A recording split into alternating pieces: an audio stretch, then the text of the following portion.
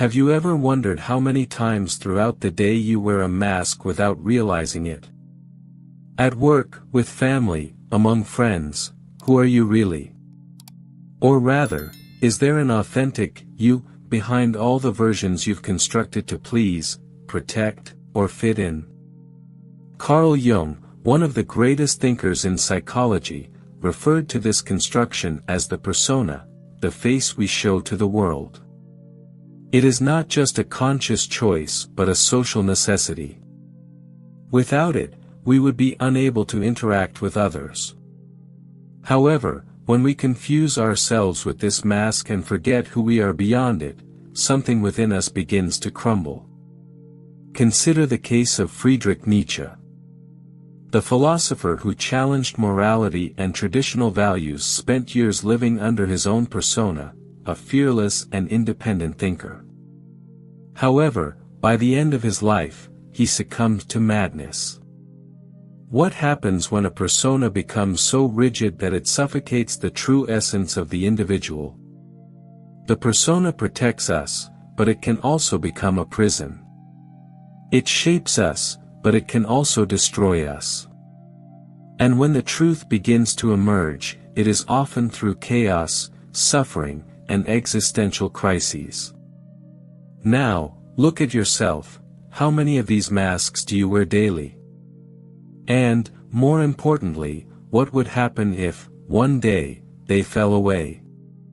According to Jung, the persona is neither a mistake nor a flaw of the human psyche. It is an essential mechanism for social coexistence. Without it, it would be impossible to play important roles: father, mother, professional, friend. The problem arises when we believe we are only this mask, neglecting deeper aspects of our identity. Jung believed that individuation, the process of becoming who we truly are, requires a direct confrontation with the persona. However, this is not simple. Since childhood, we learn that certain behaviors are accepted and others are repressed. We create a persona to be accepted, but in doing so, we push authentic parts of ourselves into the unconscious. Freud, a contemporary of Jung, called this repression. He viewed the unconscious as a repository of repressed desires, often of a primitive nature. Jung, on the other hand, saw the unconscious as something much broader, containing not only traumas but also unexplored potentials and fragments of our true identity. The persona protects us from others' judgment, but at what cost? The Danish philosopher Søren Kierkegaard said that the greatest misfortune is never to have been an I. Many people spend their lives trying to meet the expectations of others, never questioning what they truly desire. If you feel exhausted, confused, or alienated from yourself, it may be because your persona has taken control. But if we are not this mask, then, who are we really? Throughout history, we see countless figures whose persona became a prison. One of the most emblematic examples is that of the Roman Emperor Marcus Aurelius. As the ruler of the greatest empire in the world, he projected the image of a strong and unflappable leader. But in his personal notes, recorded in the book Meditations, he confessed his doubts, fears, and exhaustion. His persona as emperor violently contrasted with his more introspective and philosophical essence. Another striking example is Marilyn Monroe. To the world, she was the ultimate symbol of sensuality and charisma. But behind the scenes, Norma Jean Mortensen, her real name, struggled with depression, insecurities, and a sense of existential emptiness. Her persona shone in the spotlight, but her shadow grew in the dark.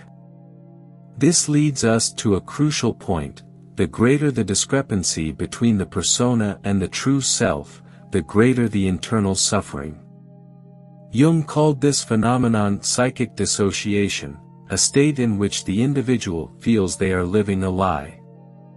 The persona is useful, but it needs to be flexible. When it becomes rigid and absolute, we turn our lives into a theater where there is no room for authenticity. In many cases, this disconnection leads to anxiety, depression, and even psychological collapse. If these great figures in history, with all their power and recognition, suffered under the weight of their masks, what prevents us from falling into the same trap? Modern psychology has investigated the effects of living under a rigid persona. Studies in neuroscience indicate that cognitive dissonance, the conflict between what we feel internally and what we express externally, can cause high levels of stress and anxiety.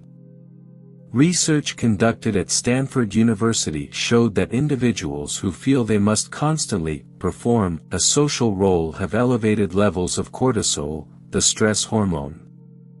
This occurs because the brain needs to maintain a constant state of alertness to avoid contradictions in the persona.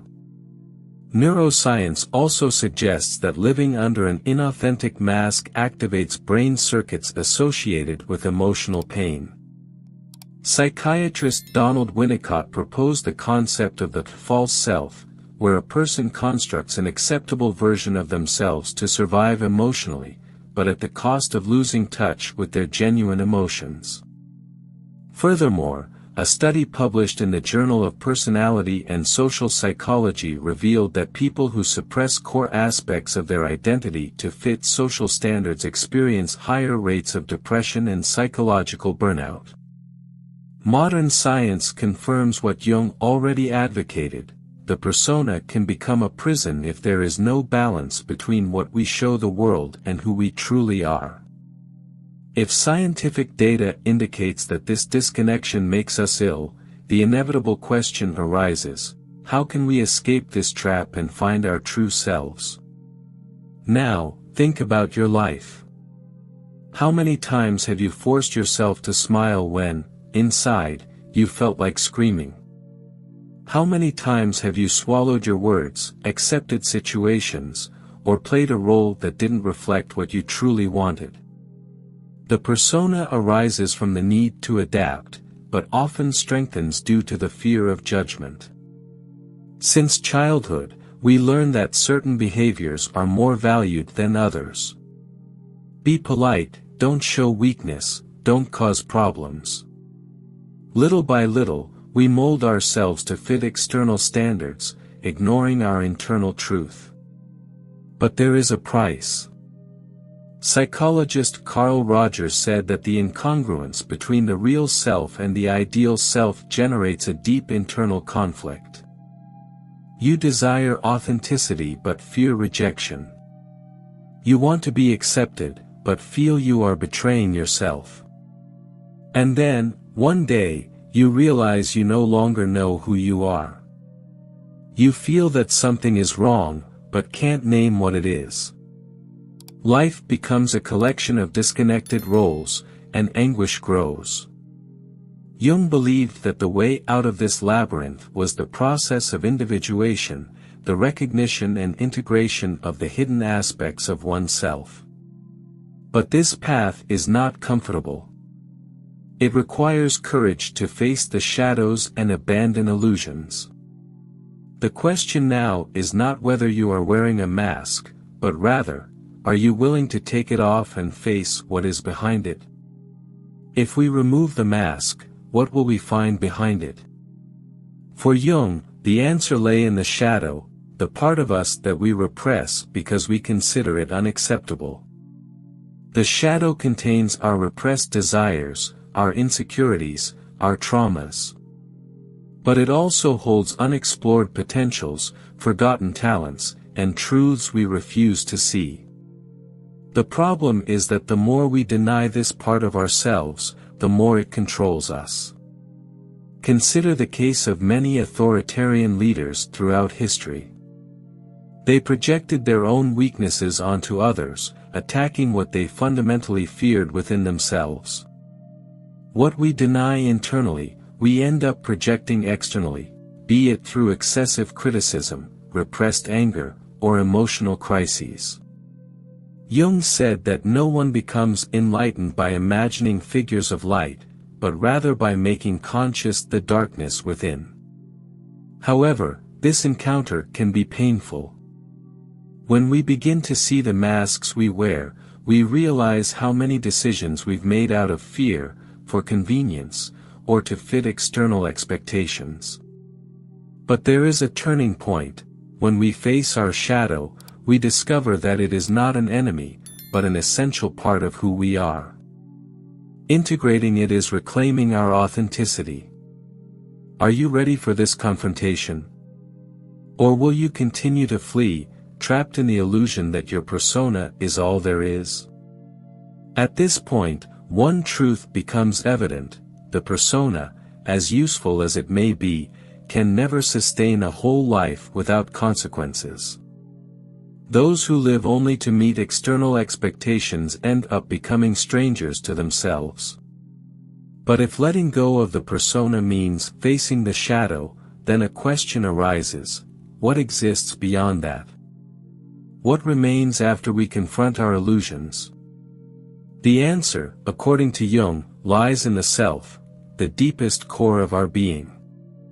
Unlike the persona, which is shaped for others, and the shadow, which contains what we repress, the self represents the totality of who we truly are. Individuation does not mean destroying the persona, but rather balancing it. A truly free individual is not one who rejects all masks, but one who can wear them without fully identifying with them. They understand that playing social roles is inevitable, but never at the cost of their essence. Nietzsche warned that the worst form of slavery is the one we do not recognize, when we believe we are free, but in reality, we follow invisible chains. True freedom is not about pleasing everyone, but having the courage to be who we really are, without fear of rejection. Now, the question that remains is, are you willing to accept the responsibility of your own authenticity? Or will you continue to hide behind the persona, hoping that one day it will be enough? Now that you understand the weight of the persona, the final question arises: if you are not this mask, then who are you? This is the most difficult question of all. There is no simple answer, nor a linear path. Jung said that individuation is not a destination, but a continuous process. You do not find yourself all at once, you build yourself, piece by piece, as you allow yourself to be true. The problem is that many people prefer to remain in the illusion of the persona. It is comfortable, predictable. Society rewards those who fit in, who follow the invisible rules of the game. But what is the cost of never questioning this? The cost is an empty life, where each day feels like a repetition of the last, where you feel out of place, even when surrounded by people. The way out is not to destroy the persona, but to integrate it consciously. Use it when necessary, but never forget that you are more than it. Allow yourself to err, to feel, to change. Embrace your shadow, acknowledge your contradictions, and stop fleeing from what you truly desire. And now I ask you, when was the last time you acted not to please or protect yourself, but simply because it was your truth? If that answer does not come easily, perhaps it is time to begin shedding, little by little, the mask that destroys you.